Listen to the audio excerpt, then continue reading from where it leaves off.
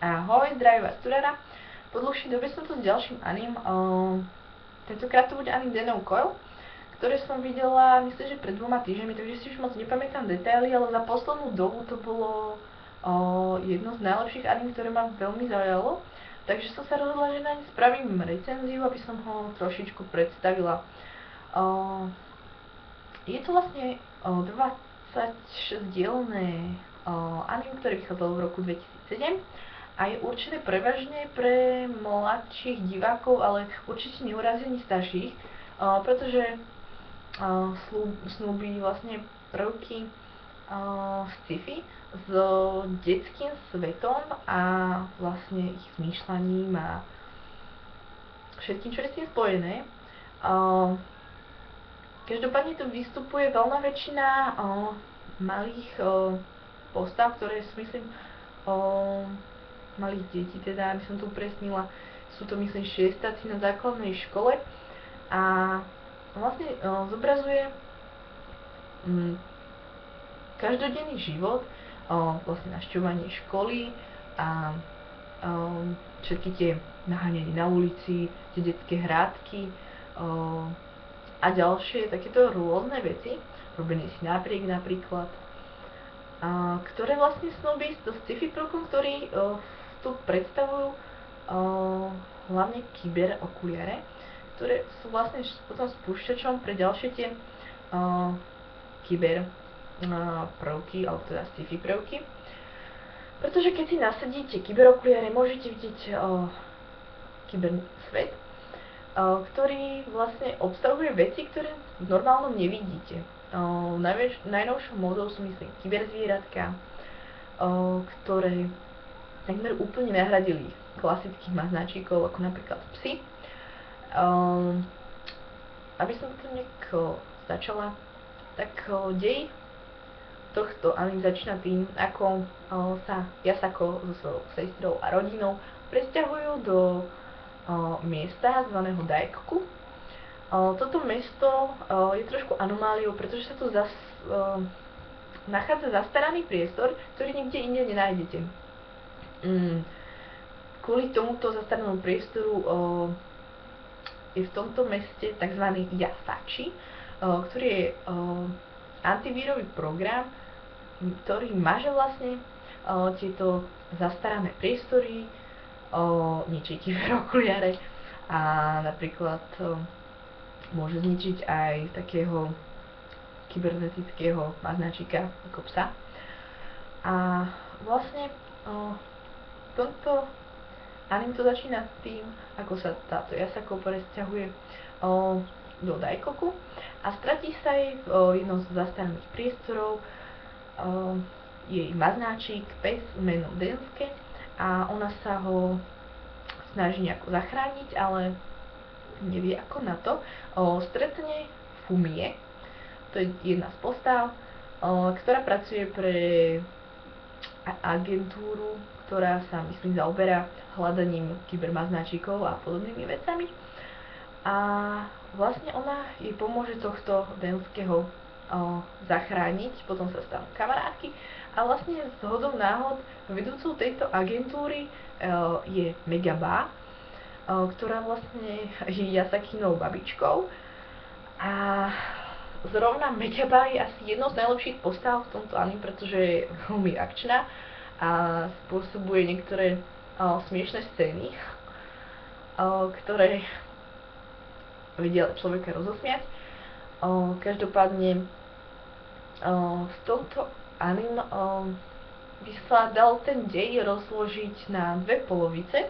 Prvá polovica sa venovala skôr takým až hravým a mierne detektívnym zápletkám, zoznamovaním sa vlastne s tým Daikoku a keďže v tom Daikoku boli niektoré veci, ktoré ste nikde inde nenašli, tak bolo také nejaké bádanie a zisťovanie po nich. Napríklad takové boli ilegálovia, ktorí boli kreslení ako tiene a boli to vlastne nehmotné veci, ktoré boli iba v kyberpriestore a mohli, keď sa to človek dotkol, tak ho myslím, neviem, či ho mohli usmrtiť, ale určite mu tak nejak ublížili. Takže zaujímalo sa to skôr týmto nejakým bádaním a zoznamovaním sa s tým svetom. Druhá polovica, myslím, že od cca 17. epizódy bola viac mysteriózna a dramatická a rozoberali tu už skôr také osobnejšie vzťahy. Nachádzalo sa tu aj dosť veľa fillerov, pretože je to po 26-dielne anime, tak ma to celkom prekvapilo, ale bolo to veľmi zaujímavé. 14. epizóda bola taká zrekapitulovanie. Napríklad v tej prvej polovici, aby som nejak uviedla ju, tak tam bolo také aj akčnejšie scény. Napríklad, čo sa mi na tomto anime najviac páčilo, bolo to, ako to sci-fi skombinovali s tým reálnym svetom, takže napríklad keď telefonovali medzi sebou, tak si takto priložili ruku k ústám a k uchu, akože slúchadlo. Aj keď telefonovali nejak po sieti, čo už bolo celkom zaujímavé. Keď hľadali informácie, tak sa im zobrazila taká klávesnica a obrazovky. V 4. epizóde, ktorá bola taká trošku akčnejšia, bola taká detská kybervojna, asi tak by som to nazvala. A kde vlastne klub hackerov napadol takú novú žiačku, ktorá im bola tak trošku asi nesympatická. Pretože bola dosť namyslená.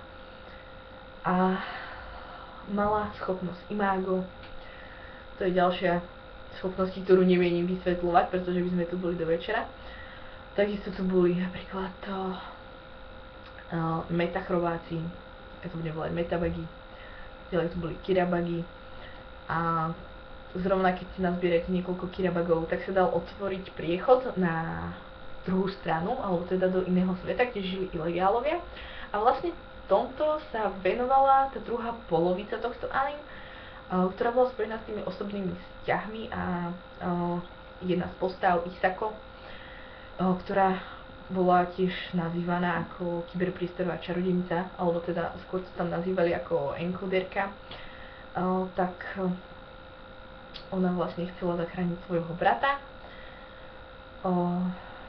ktorý bol tak trochu stratený a tá druhá polovica bola aj taká dosť smutná, pretože ju tam celú dobu klamali a ona robila vlastne veci pre záchranu svojho brata, ale v skutočnosti pracovala na pomste niekoho, kto jej radil ako na to. Každopádne to už nebudem ďalej rozmazávať, pretože by som s tým asi iba domýlila, ale čo by som ešte tak spomenula, bola 12. epizóda, ktorá bola úplne najsmiešnejšou, pretože sa objavil nový druh ilegála a formoval sa do také akože brady, ktorá sa strašne rýchlo rozšírila, teda vytvárala nejaké ako keby chlpy, tak vyzeral. A ten ilegál sa vlastne rýchlo rozšíril po škole a po meste a keďže tu fungoval antivírový program Yasachi, ktorý mazal zastarané priestory, tak to bolo veľmi vtipné, pretože všetkých tých ľudí chcel napadnúť. No, takže neviem, ako by som to zhrnula. Každopádne sa mi strašne páčil zrovna to sklbenie toho reálneho sveta s tým akože sci-fi alebo možno aj cyberpunkom. Každopádne bolo to fakt strašne detské, keďže tu aj vystupovali detské postavy a dosť sa to venovalo ich pocitom a ešte keď sme pri tých postavách, vystupovala tu Yasako, ktorá bola vlastne hlavnou hrdinkou, moc sa mi nepáčila. Fakt som ju moc nemala rada, v niektorých situáciách mi dosť liezla na nervy, takisto tu bol jeden chalan, ktorý sa volá Harakawa Kenichi, toho som tiež moc nemala rada ale keď to tak celkovo zhrniem, zobrazovali celkom hodnoverné pocity tých postav a ich konanie vzhľadom na ich vek, takže nejaké námietky k tomu nemám, len mi to osobne nesadlo.